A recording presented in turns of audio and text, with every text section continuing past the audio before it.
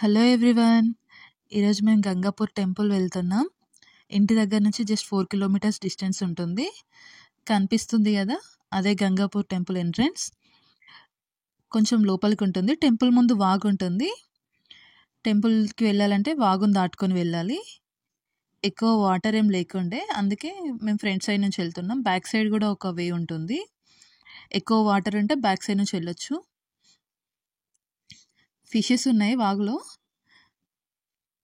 And అక్కడ రీసెంట్గానే వినాయకుడి నిమజ్జనం అయింది కదా, సో మట్టి అంతా స్టోరేజ్ అయి ఉండే, బంకమట్టి కనిపిస్తుంది కదా, అదంతా టెంపుల్ వ్యూ. చూసారు కదా ఎంత బాగుందో. అండ్ టెంపుల్ మొత్తం కొండలలోనే ఉంటుంది, కొండల మధ్యలో మధ్యలో ఉంటుంది.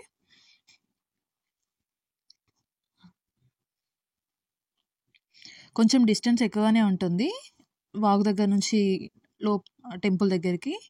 ఇప్పుడు ఇంత డిస్టెన్స్ కనిపిస్తుంది కానీ జాతర టైంలో అసలు ఇంత డిస్టెన్స్ ఉండదు, మొత్తం ఫిల్ అయిపోయి ఉంటుంది ప్లేస్ అంతా.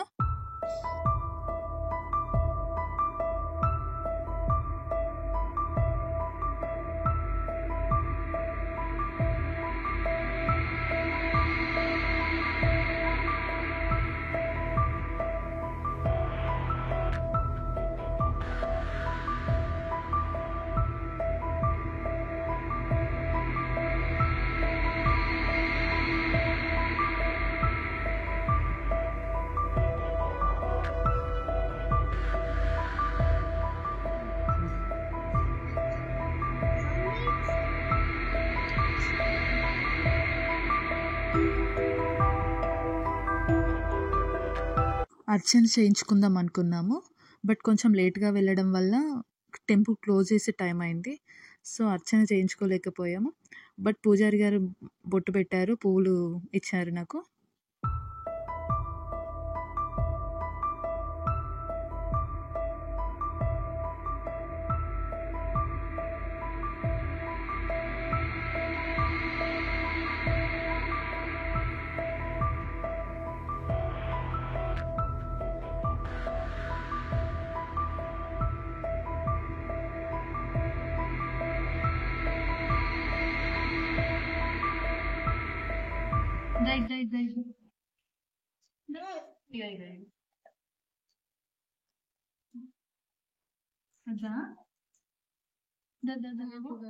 Welcome back to my channel. It's me Ayans and this is Ramya.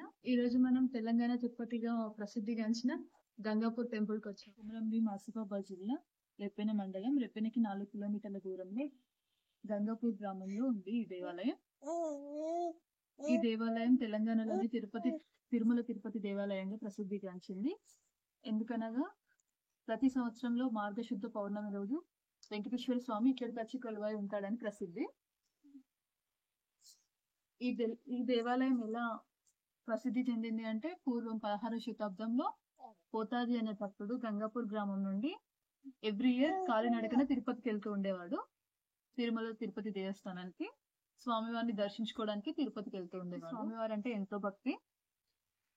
అతనికి కాలినడకన వెళ్ళడానికి 6 నెలల సమయం పడుతుండేది. అయినా కానీ స్వామివారిని దర్శించుకోవడానికి కాలినడకలో ఇక్కడ నుంచి బయలుదేరేవాడు ఎవ్రీ ఇయర్.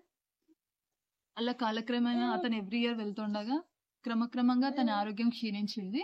అయినా కానీ స్వామివారిని దర్శించుకోవాలనే ఆరాటంతో ఎలాగైనా దర్శనానికి వెళ్తానని చెప్పేసి బయలుదేరుతుండగా అతనికి ముందు రోజు రాత్రి కలలో స్వామివారి దర్శనం ఇచ్చారు. పోతాజీ గారు రేపు తిరుపతికి బయలుదేరుతారనగా ఈ రోజు రాత్రి స్వామివారి కలలో కనిపించి, నేను నీ దగ్గరే వెలుస్తాను అని చెప్పేసి, నువ్వు అక్కడ తిరుపతి వరకు రానవసరం లేదు అని చెప్పేసి చెప్తారు. అప్పుడు పోతాజీ గారు అడుగుతారు, ఎక్కడ నువ్వు దర్శనం ఇస్తావు స్వామి అని చెప్పేసి అడగగా, కొండలలో వాగు దగ్గర, ఇక్కడ వాగు ఉంటది, ఆ వాగు దగ్గరలో ఉన్న వాగు ముందుగానే కొండలు ఉన్నాయి, ఈ కొండల మధ్యలో గుడి కట్టించమని చెప్పేసి స్వామివారు అడిగారంట. మరుసటి రోజు పోతాజీ గారు వచ్చి ఈ కొండలను దవ్వించి ఇక్కడ గుడి కట్టించారు. గుడి కట్టిస్తుండగానే స్వామివారు సర్ప రూపంలో దర్శనం ఇచ్చారంట పోతాజీ గారికి. అలా ఇక్కడ వెంకటేశ్వర స్వామి అండ్ శివలింగము, గరుత్మంతుడు అన్ని విగ్రహాలు ప్రతిష్ఠింపజేశారు. చెప్పినట్టుగానే చూడండి, టెంపుల్లో అన్ని దేవాలయాలు కొండల మధ్యలోనే విగ్రహాలు ఉన్నాయి.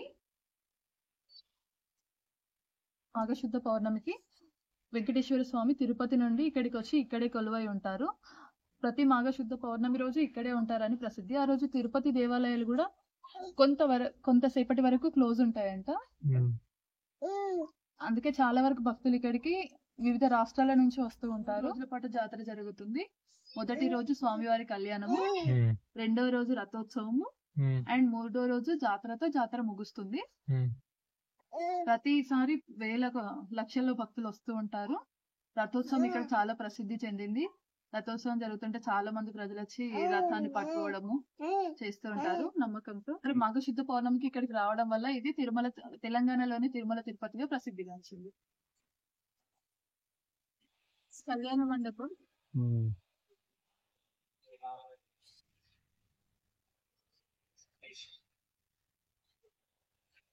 మండపం ఇక్కడ ఎవరైనా గుళ్ళో పెళ్లి చేసుకోవాలనుకునే వాళ్ళకి ఫంక్షన్ లాగా కళ్యాణ మండపం ఇక్కడ పెళ్లి చేసుకోవచ్చు. చిన్న చిన్న ఫంక్షన్స్ కూడా చేసుకోవచ్చు. టెంపుల్లో మ్యారేజ్ చేసుకునే వాళ్ళ కోసం సపరేట్ గా ఇక్కడ కళ్యాణ మండపం కట్టించారు. ఇక్కడ కళ్యాణ మండపం పక్కన అక్కడ ఫుడ్ ప్రిపరేషన్స్ జరుగుతాయి. ఇక్కడ ఎవ్రీ మండే అండ్ సాటర్డే అన్నదానం జరుగుతుంది. ఎవరికైనా ఇంట్రెస్ట్ ఉన్న వాళ్ళు ఎవరిదైనా బర్త్డేస్ కానీ మ్యారేజెస్ డే కానీ అన్నదానం చేయించాలనుకుంటే ఇక్కడ చేయించవచ్చు. భక్తులు వస్తూ ఉంటారు. ఇక్కడ ఓన్లీ వెంకటేశ్వర స్వామి జాతరే కాకుండా సమ్మక్క సారిక జాతర కూడా ఉంటది. పైన కొంచెం పైకి వెళ్తే సమ్మక్క సారిక గద్దెలు ఉన్నవి. ఆ జాతర కూడా బాగా జరుగుతుంది. ఫస్ట్ టైం ఒక వ్లాగ్ తీసుకున్నా, అంటే బయటికి వెళ్ళి ఒక వ్లాగ్ చేసాము. ఒక ప్లేస్ ని ఎక్స్ప్లోర్ చేయడం, ట్రావెల్ వ్లాగ్ లాగా. అంత పర్ఫెక్ట్ గా రాకపోవచ్చు, కానీ ట్రై చేస్తాం. మంచిగా తీయడానికి ట్రై చేస్తాం, మంచిగా వ్లాగ్ చేయడానికి ట్రై చేస్తాం. Please keep support me. Thank you. Bye.